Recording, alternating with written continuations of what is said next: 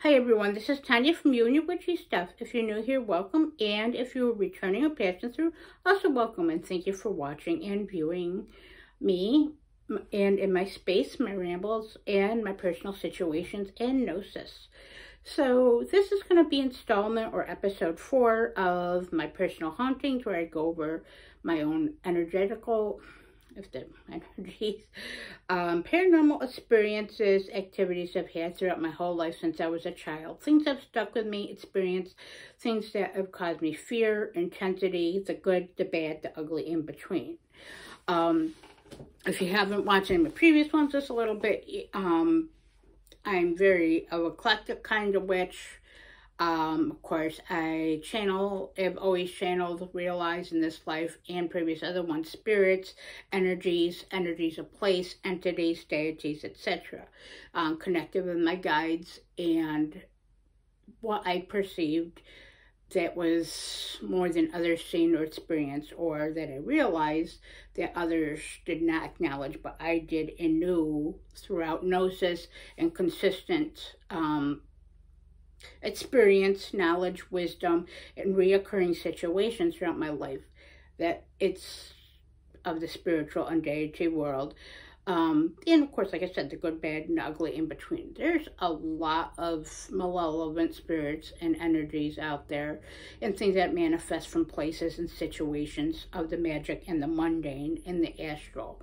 Things that we experience, people that we bring in our life are across our path.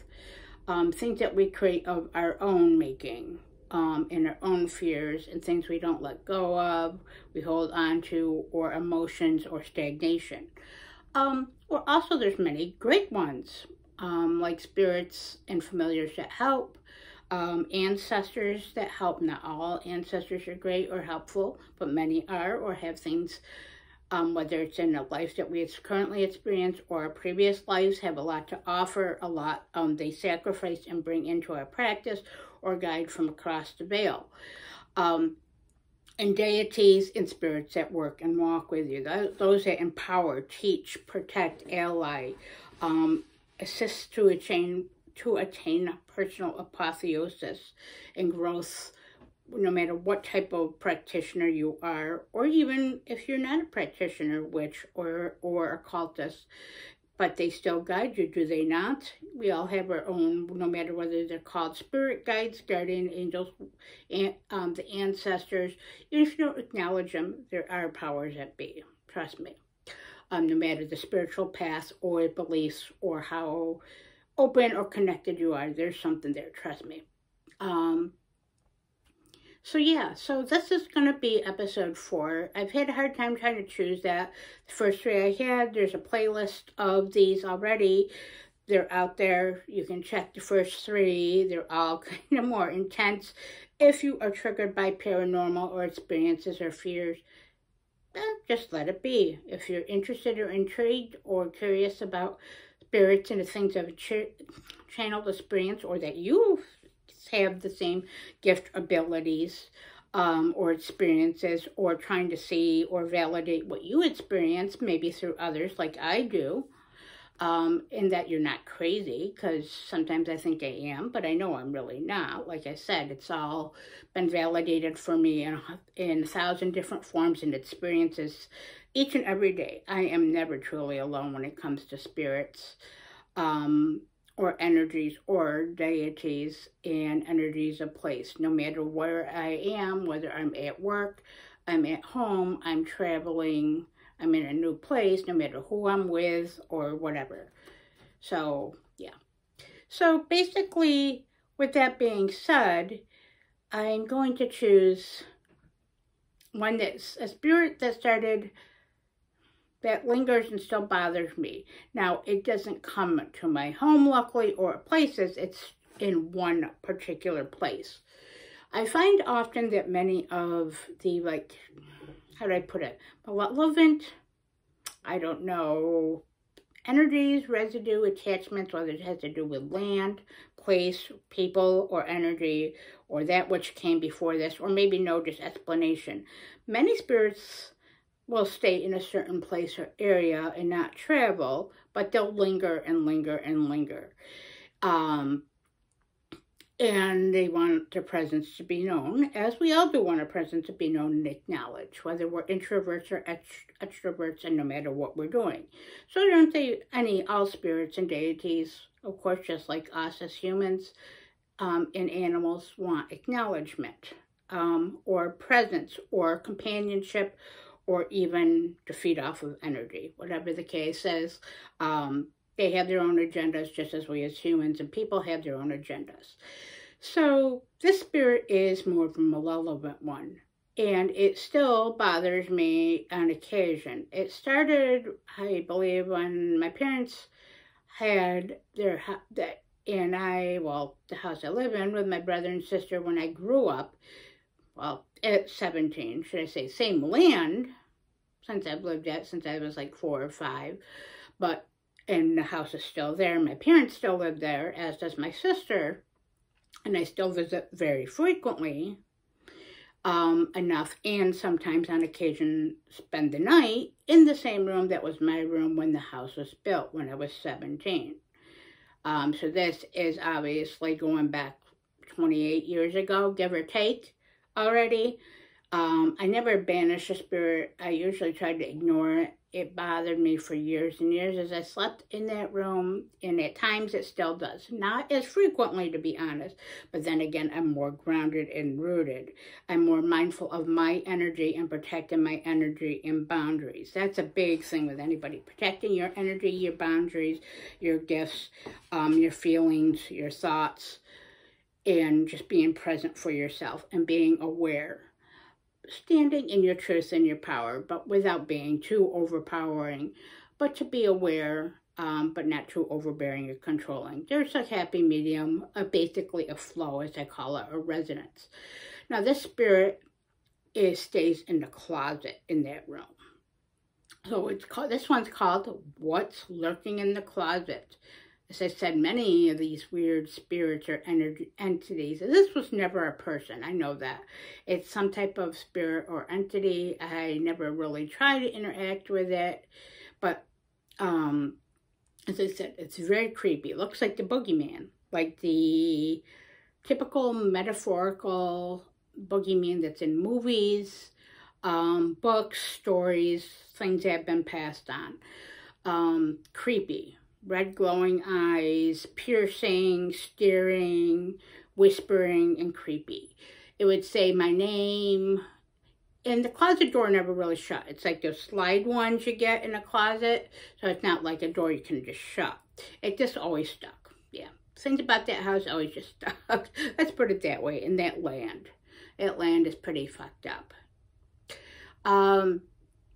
In the energy and what I grew up in, and those, like my cousin, my family and stuff, and what came before. There's just a lot with that land, and a lot of energy, and a lot of, like, I don't know, paranormal energy, experiences, magic, etc. So, and just, I don't know, creepiness, and it's like, what the fuck and what the hell's going on? So, that would be probably a root or foundation that caused all of this. Maybe when the land was dug up and excavated so that the house could be built. Either way, well, it was there once I got in that room and the house was built. And it used to go and like slightly scratch at the door. So again, if this is creepy for you, turn back now, turn this off. No love lost. So basically it would put like the creepy hands around, you could see there around the door, but it would pierce. So when it come out, but you could see and look more than enough space, and feeling the energy, the presence throughout the door, from the door, permeating, just stirring and whispering, Tanya, Tanya. Now, again, I'm not making this stuff up. I'm very overly creative, have a great imagination. I like to write, especially much as a child and as a teen. I like to write. I love to read. I'm not an artist in that drawing, but again, my energetic experience. Can't make this stuff up. This is real, honestly. It's my own experience and gnosis. So that spirit did it for years. And often I try to sleep with the door open. When I was growing up, you know, as a teenager, I moved out of fully and officially when I was 20, but a couple of years of that plaguing. And it bothered me and bothered me. And then when as I would come and stay throughout the different years, as I mentioned, after living on my own, frequently or infrequently, it would still do the same, no matter what I did. Of course, I was, as I said, very ungrounded, not good with boundaries, and letting my fear rule me. I still am very fearful, but as I learn, grow, experience, and obtain my knowledge and gnosis, and embrace my gift and what I know that the protections I have and measure for myself and what I work with and walk with that protects me. Ultimately, it's up to myself to stay grounded and rooted and know what's real, what's illusory, and what's pure illusion and what's pure truth, and often the gray areas in between. So this spirit still, as the past several years have passed, I don't stay at my parents' as much, but I stay there here and there and enough throughout the year in different times, sometimes more, sometimes less, depending on events, energy, and what's going on in my life or my parents' life. And so as the past couple of years went by, this spirit is still there, but now it just, sometimes it does peer at me and tries to get my attention and kind of tries to get me in a fear or have a fearsome response, the flight or flight, the adrenaline type of thing. So it can kind of, guess, feed, torment, whatever it does.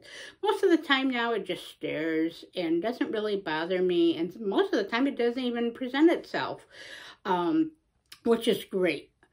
I never really tried to ask it, you know, what it wants, what's its purpose, you know, what it wants with me, what it wants with others. I'm not the only one that saw this. There's others that have stayed in that room with me, like a friend, my cousin, my sister, even people that don't have the full-on gift or ability, see spirits, channel, or experience it on a very frequent basis, still saw it. And this is without us all communicating these different things to each other. These different people that have been there. I've never really communicated it until many years, probably several years ago, within the past 10 years. But then when I mentioned it, then others have mentioned it. You know, oh, I saw the same thing, or I didn't want to mention it because what the fuck was that? Am I seeing things? And people would sleep with the lights on there, keep the door open, a hallway light, like my nephew who has at least a gift to see stuff. He would keep the light on and the door open. He's now at a pre-teen, early teenage, but when he spent the time with my parents, his grandparents all the time in the past, he would, and he was there frequently and would, and he saw it too. So yeah, so it's been affected many people, many generations, not like many, but enough to know, and enough to know that others have validated and experienced my experience and what I felt and described similar things. So maybe the spirit has come to an understanding with me, or it may be a mutual respect, or maybe it's just whatever, you know, except I never tried to banish it, never tried to do that. I just think it's there for whatever purpose. To be honest, unless it's not extremely harmful, detrimental to myself or to those that live there, such as my family and those I care about, or causes big disturbances. Live and let live, be and let be. That's what I say. I got a bigger fish to deal with and work with in spirits and energies on a more consistent basis. And there's a lot more awful ones there that should be dealt with, but don't necessarily know how to deal with or what will be effective. I guess with time and discernment and experience, time will tell with that.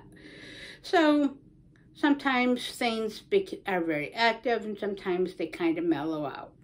It's nice when it's mellowed out, when they're more relevant or an understanding place. But again, if you're like myself, best thing you can do is keep rooted boundaries to know your truth, to break through those illusions, and know that you have your own protective measures and things in effect, no matter what those may be.